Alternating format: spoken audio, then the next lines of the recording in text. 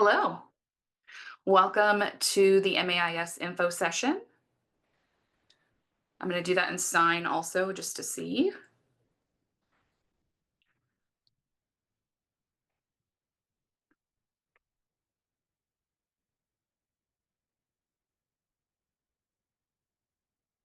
So I just asked if anybody needs sign to type that in the chat and we will switch our languages.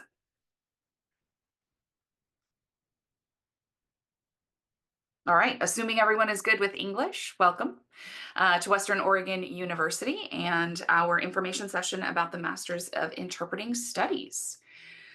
I'm Amanda Smith, and I am one of the current co-coordinators for the Interpreting Studies programs here at Western Oregon University. We'll do introductions of the other faculty in a minute, but just what you can expect from today. Can you see all of that? No, you can't. Can you see it now? All of it? The whole thing? Okay. So we're going to talk about what we offer and what we're offering this year versus other years.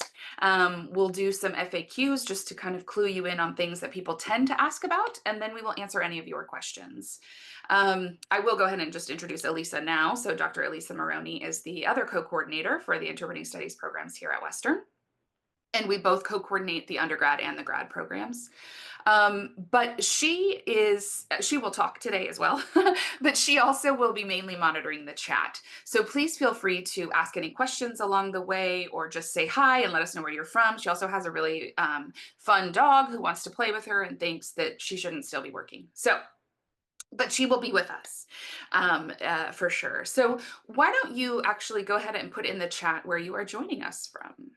I know we're a small group today, but just let us know where you're joining us from.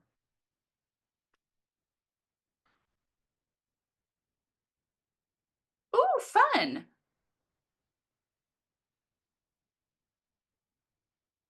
Yay. Uh, so how is the weather in Tucson? Is it hot? Sunny? Okay, okay. I like that. Okay, awesome. Well, welcome. And we are recording, and we'll record the part where we're talking, and then we will stop recording when you guys ask questions, because we will have this available for other people who are interested. I have received emails from other people who weren't able to attend because of, classes or schooling or, other appointments, that sort of thing. We know we can't meet everyone exactly at the right time. So here we go. And feel free to ask questions in the chat. All right, so this is an overview of the graduate programs that we have here at Western, but I will talk specifically about the theory and practice because that's the one that we're offering this year. So we do have 3 tracks in the graduate program here at Western Oregon University. We have a track for theory and practice, which is for brand new interpreters. We have a track for advanced interpreters who have years of experience but want to specialize in a new area or are wanting to advance their practice and leadership in mentorship or any of those kinds of things. And then we have a teaching track where we actually teach how to teach interpreting. So these are people who are in faculty positions in other, or want faculty positions in other interpreting programs. I do need to update this. We have had grant opportunities in the past. We don't currently have one this year, but we're always looking for more grant opportunities. And so there might be. And then we have some certificate programs, which are not full degree programs, but they're about 18 credits of courses in a specific area. So educational interpreting, professional practice, which includes things like field experience, ethics, business or communication, those kinds of classes. A reflective practice certificate that hasn't yet been offered, but we're hopeful that it will be offered soon. We just need to reach critical mass for people. A research certificate, and then a teaching certificate. So as I said, we are only offering the theory and practice track this fall. We have reached a point of capacity where we need to offset when we are offering which tracks. And so we actually originally started in this way. We started as an every other year program and then became an every year program. And now we're kind of going back to an every other year program. So this year is the theory and practice track for newer interpreters. And then next year we will invite a cohort fall of 26, we will invite a cohort of advanced in teaching folks. So let's talk a little bit about the difference and which one might be kind of a fit for you. And I will send this whole presentation out to you once I fix it, because there's a couple of errors like the grant opportunities piece there.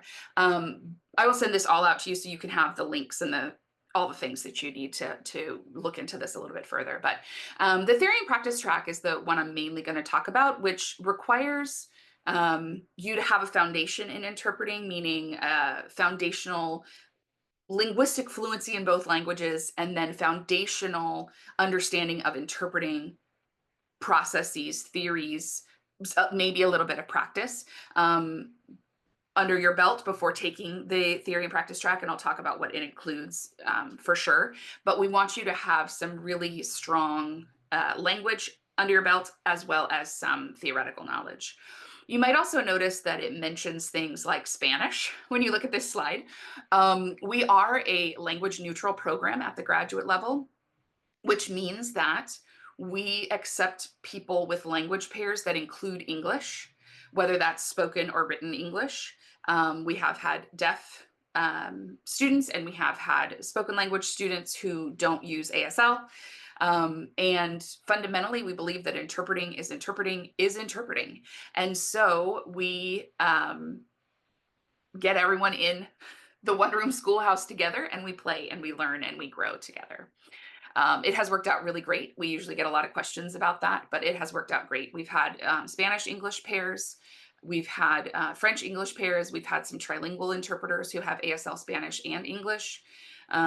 We've had some interest from some other pairs, but it hasn't quite worked out yet for those. And then, of course, we have English ASL interpreters, so predominantly hearing interpreters who learn English as their native language or their first language, and then ASL second. And then we have had the flip of that, where we have individuals who have ASL as their first language or primary language, and then learn English later in life. So we've had the gamut, and it has been a fun ride. I'll just mention advanced in teaching and the certificates in terms of what the qualifications are to be able to apply for those. You really do need to have full-on interpreting programming under your belt, as well as 5 years of experience in the field, experience with mentoring and teaching, even if it's as the mentee. But those are really designed for folks who are wanting to advance in the profession, either in a specialty or to become a teacher, mentor, leader kind of person. So you need to have some experience under your belt for those. Okay, so let's just focus on the left-hand side of the screen, and I will talk a little bit more about what the program itself offers. Erin trying to just join us, but there is a slide to do introductions of faculty. So Erin, do you want to wait a minute, or do you want to come on now? Either way is good. Okay. Let me get this slide and then we'll introduce you. Okay. So the theory and practice curriculum is 45 credits in total, and it takes you 5 terms to complete, which is typically for a full-time student following the regular track is fall, winter, spring, and then fall, winter of the following year. So 5 terms. It is heavy, as you might notice, in professional field experience. There's a total of 18 credits in professional field experience. And some of these numbers are actually not the right numbers, so don't memorize this as the gospel of what the classes are that you're taking. But there are 18 credits of professional field experience, and those are credits where we expect you to eventually have a job. But you start from looking for a job, developing your resume, all of those kinds of things, continuing to practice doing intentional practice of your meeting transfer skills, your professionalism, interpersonal, all of those kinds of things, to the point that then in the later terms of your professional field experience, you actually are working a paid job and getting school credit for it. And then the other courses that are included are things about learning how to be a grad student in pro seminar and to do research, learning about ethics and professional practice at the graduate level, the history behind our field, communication within our field, and then you'll notice a number of research courses. Both tracks or all three tracks, I should say, require research. And I'll talk about that in a second. But they all require research of some kind. So I will talk about that in a quick second. But one of the other errors that I found in this slideshow that I will fix before we send it out to you all is that Erin Trine is not on the slide that talks about faculty. So I need to add her picture and things in there. So Erin Trine is our third full-time faculty member here at Western. Long history, has served as program coordinator, as an advisor. She knows all the things. But also in the, I call it the overgrad program, the graduate program. See, undergrad, overgrad. Anyway, the graduate program, Erin really works heavily and closely with the professional field experience classes as students are developing their skill sets. So Erin, we didn't actually do like formal introductions. We just kind of said where we were joining from. But so this is Erin Trine, and you're joining from? I'm joining from my office at WU. Yeah. I'm I don't good. think I said I'm in Salem, Oregon, which just is, 20 minutes away. So yeah, from Monmouth. So thanks, Erin.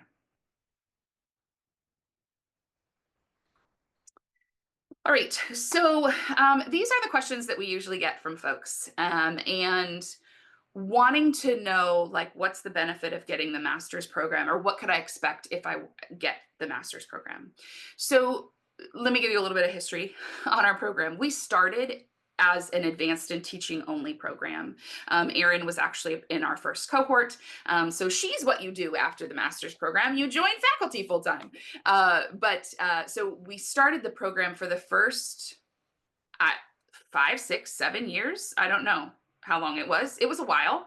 And we were only advanced in teaching. So I have a lot more data about those students and what they're doing now than I do about the theory and practice students, but we're collecting that data now and we're getting all kinds of fun stories. So I will tell, I mean, I can tell you some things if you're interested in the advanced in teaching folks, but because we're only accepting a theory and practice group this year, I want to talk about them a little bit more. And I think Erin shared with us before the break, I think, that one of the exciting things, and they're not yet alum, but all of our students who are in their second year of the program and in their professional field experience have jobs working as interpreters for money. So that's what they're doing. They go and they work. They get educational positions. They get freelance positions. They get post-secondary positions. They get staff positions. They get VRS positions. They get jobs is what they do throughout their field experience and then, kind of beyond. The faculty that you can expect to work with are the three of us, but we also have a pretty good pool of faculty from across the country who teach with us. A lot of them are alum of our advanced in teaching program, and some of them are not. But they are from, I mean, if I think about the people who are teaching this term, they're from East Coast to West Coast and North to South in the United States. And so it gives you a lot of exposure to not just our philosophy, but also the philosophy of these others who may or may not have been influenced by us. And then I realize I'm kind of going down this list, but I actually have slides for these, so hold on one second.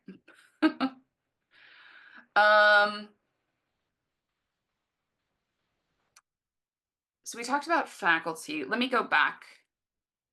What was the other question that I wanted to answer? Oh, okay. So this will come out in order. So this is a really fun slide that is out of order, I think, in terms of the questions. But I guess it's not, because it's about what do alum do after. They have a lot of impact. So we do research, as I mentioned, and I'll talk a little bit more about what that means. But this slide is actually from probably like 19, maybe 2020. I don't know, because then COVID, right? And it's all just a blur. But it's old, is what my point is. And we have our research published in at the time was called Digital Commons and is now a digital repository that has a different name. But that means that research is available worldwide.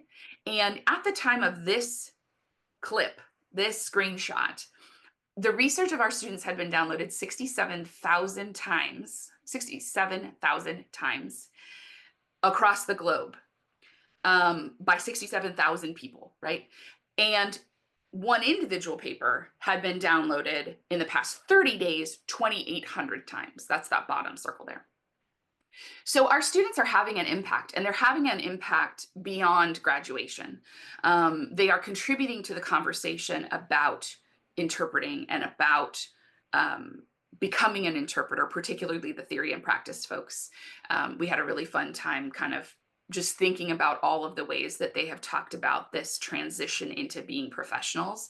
And it's just wonderful. So then they go on to do things like write articles or present at conferences or share on a panel about their experiences so that other people don't feel alone in that transition process. So I could talk about this forever. We're super proud of our students.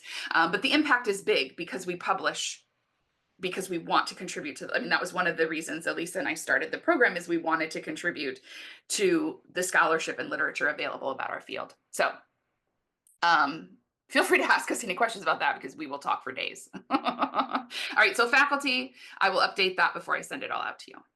So then other times people ask us, what's our philosophical approach? What makes woo woo? And why might you choose us over another program? We do believe we're not in competition with others. We are our own thing. And if you're a fit, you will know it and you will come to join us. And if you're not a fit, that's okay.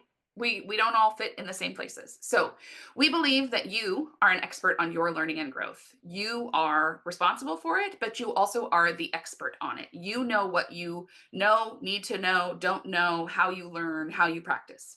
Now, I say you know that. You might not think you know that, but you do. And we will ask you questions so that you develop insight and reflection about those kinds of things, and you can develop autonomy in that way. We also have a co-constructive approach, which means that we don't come to you as experts and talk to you and you just receive the content. We come to you and say, here's what we have to bring. What do you have to bring? And let's all learn together. You might have heard me mention before when I was talking about the language neutrality, this idea of a one-room schoolhouse. So on the years that we have theory and practice advanced in teaching folks all together, we play all together. And it's a really rich and amazing learning experience to have all of those different levels, all of those different languages in the same space to learn and appreciate and grow together as a unit. I already talked about interpreting is interpreting is interpreting is interpreting, but that is one of our fundamental beliefs. There's nothing special about sign language interpreting any different than spoken language interpreting. And then we believe that communication and access are critical, which means that it's all of our jobs. It is not a disability services job. It is not only one person's job. It is all of our jobs to make sure that communication and access are present in our classrooms.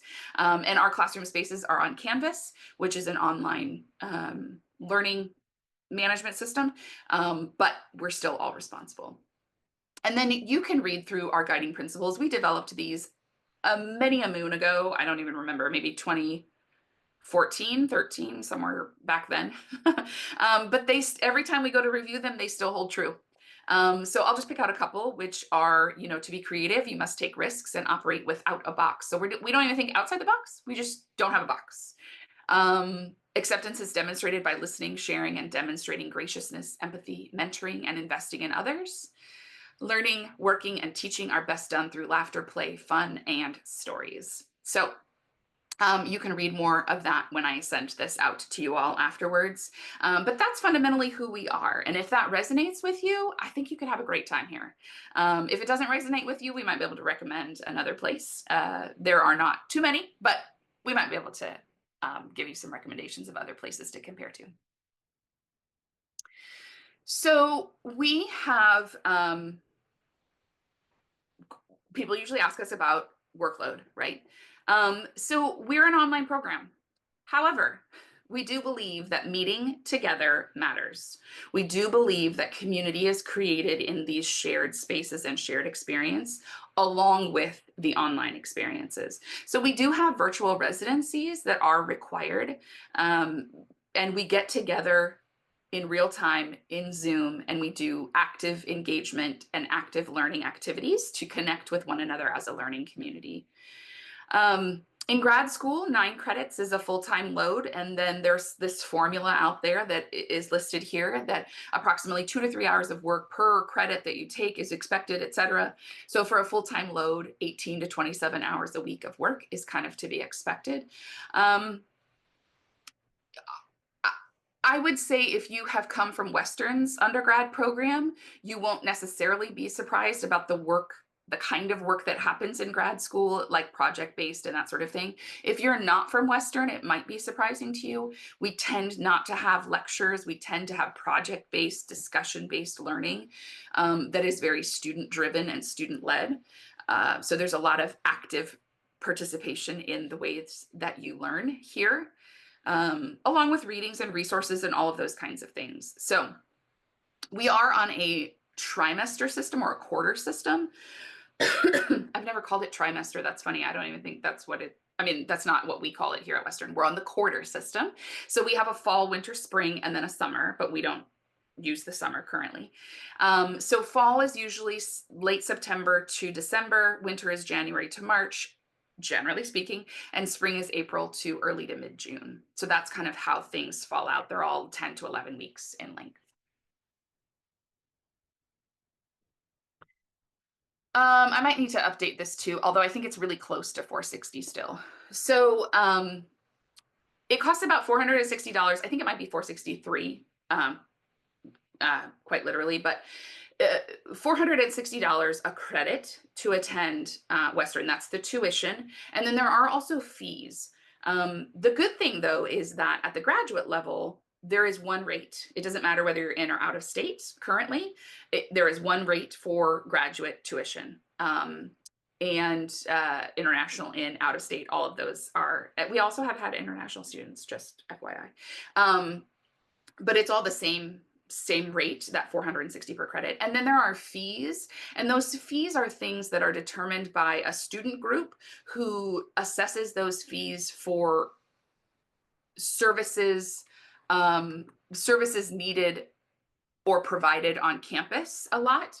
And so there is a different rate for online students than in-person students. And then there also is a fee for online students to support the infrastructure of online. So there's that. So how do you pay for it? Well, there's a couple ways. You could just find money. That's nice. But we also have graduate assistantships and financial aid. Oh, 483. Shoot, I was so close. I got the 3 right. So graduate assistantships pay for your tuition and fees, question mark, question mark. I think they cover fees also. I can't remember. The graduate assistantships at least cover tuition, but I think they also cover fees. And you also earn a salary. It's not a big salary, but you earn a salary, a stipend. And that allows you to work somewhere on campus. We use graduate assistants in our office. There are other offices on campus that use graduate assistants. And we have in the past been successful with distance graduate students as well. There are some limitations on that, some states that we can't do that with, and some states that we can, and then some positions that allow for that or don't allow for that. But it's always worth applying for. Our kind of motto is, if you don't apply, the answer is no, right? And then financial aid. So again, you'll get those links when I send this out to you. And then the stuff on the right is about when we do have grant opportunities. And like I said, we just had a grant finish this last year. So we don't currently have any grant funding available, but we're always looking for it. Oh, the other thing I'll say about cost is that we highly value open education resources, which are books or resources that are no or low cost.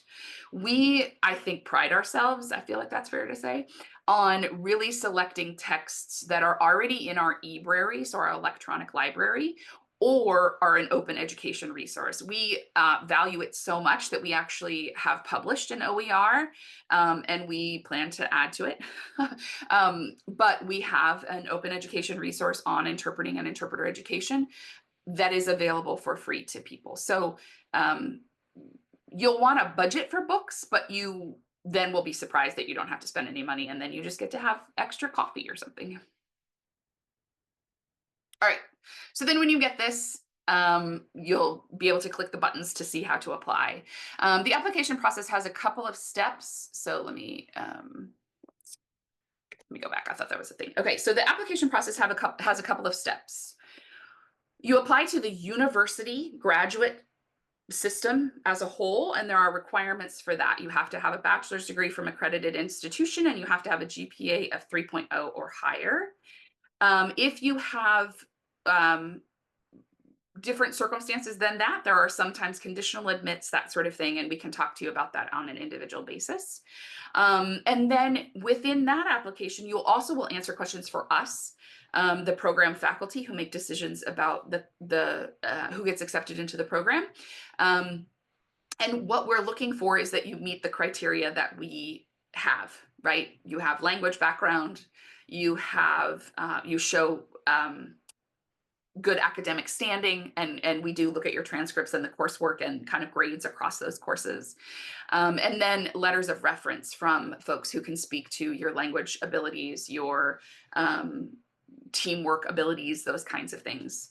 And then if you pass that section of things, like the university admits you and we say, yep, they look good, then we have what's called a pre-screening activity for you to do. And you will record yourself responding to prompts in the moment and then send us that video, which we then review. And there's a few other questions that you have to answer. There's a form to fill out with that. And then we assess that and make a decision about your fit for the field and or for the program. And we tend to take things, if you're not quite a fit, we probably will reach out to you and have a conversation about what your goals are to see if there's something that we can do. And if not, then we also will, give you our best recommendations for what to do instead. So I think those are the big things about the program application. And then we are happy to answer any questions that you have in general about the program, but then also happy to talk with you individually. And for those of you watching online, you can reach out to Elizabeth, that was weird. Elisa Maroney. I've never called you Elizabeth. I've called you other names like Eileen, but not Elizabeth. That was weird. Elisa Maroney, who is kind of the contact person for the application process. So maybe would you put your email in the chat? I see you doing that. Yeah. Okay. On individual kinds of circumstances. So I think I'm going to close this. And then if you want to join us on screen and have any questions or just say hi, we would love to see that. And I think I will stop recording at this point. Okay, so I neglected to talk about research. Thank you so much. So for the theory and practice track, we require students to do what's called an action research project. And that means that it's a research on their practice. So their individual practice as an interpreter. And it means that you essentially, I don't know if Elisa and Aaron have a better way to describe this, but essentially you identify a thing in your practice that you want to address.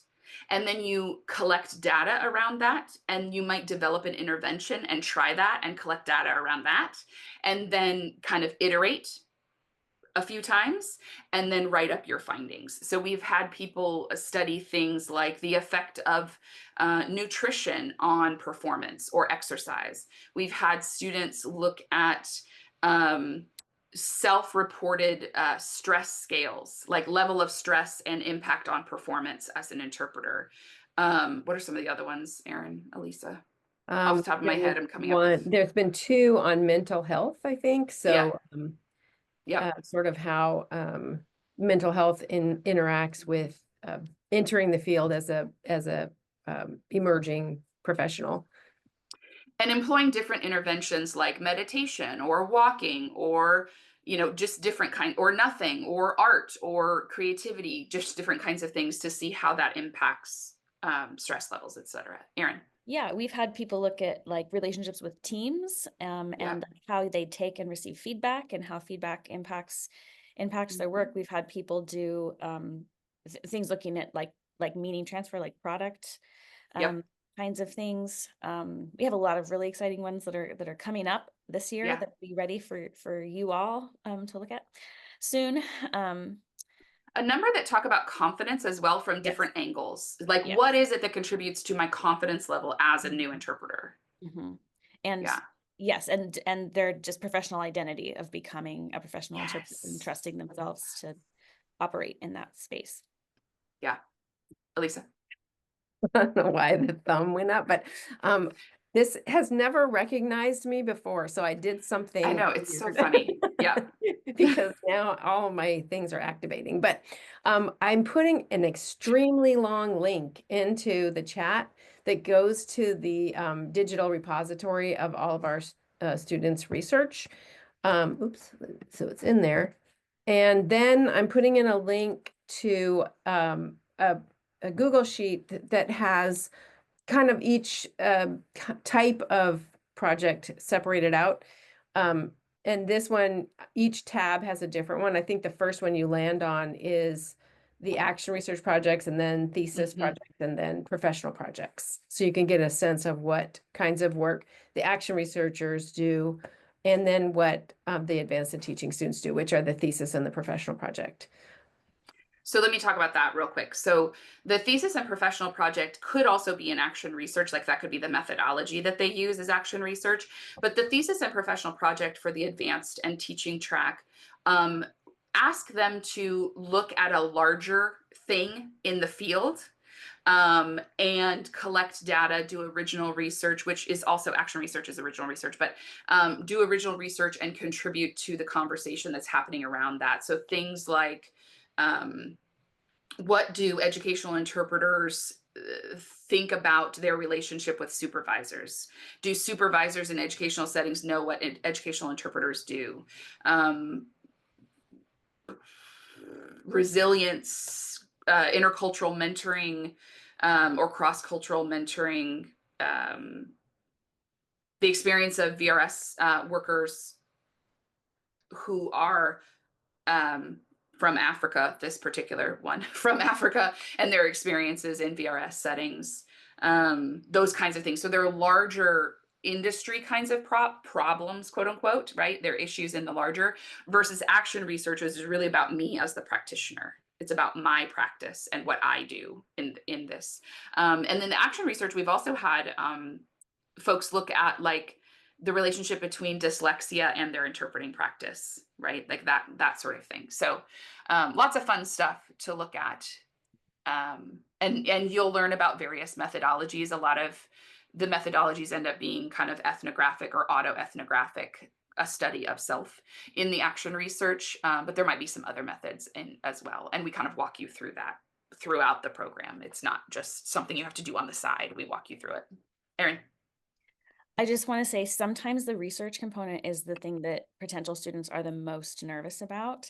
And I think we make it really fun, but you know, I was a student in this program a long time ago and I was very nervous about research and did not think that I could do it. And I had a blast. So it's more about like, what are you curious about and what do you want to learn about? And we will support you and help you get good ideas and good questions and make connections between the things that you're excited about and curious about or concerned about. So all the reasons that made you think that maybe I want to go to grad school, I'm thinking these things are probably reasons why you'll have fun doing research with us, I think.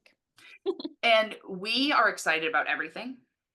So when we talk to you, we get like so excited about what you want to study. And we will give you all the resources we have, and we'll, you know, tap our resources as well. And Erin, in fact, I think a significant part of who I think of you as, Erin, and I think it's true for you too, but is a researcher. So she went from, I'm not even sure I can do this, to like now identifies as a researcher and loves it. And so we have lots of stories like that. Not everyone necessarily gets fully on board, but everyone gets on board enough to enjoy their project. But we've had many, many, I kind of want to call them Cinderella stories of people becoming like full-blown researchers who identify as such, right? And continue to do research after graduation. So great question. And I'm so glad you brought me back to that.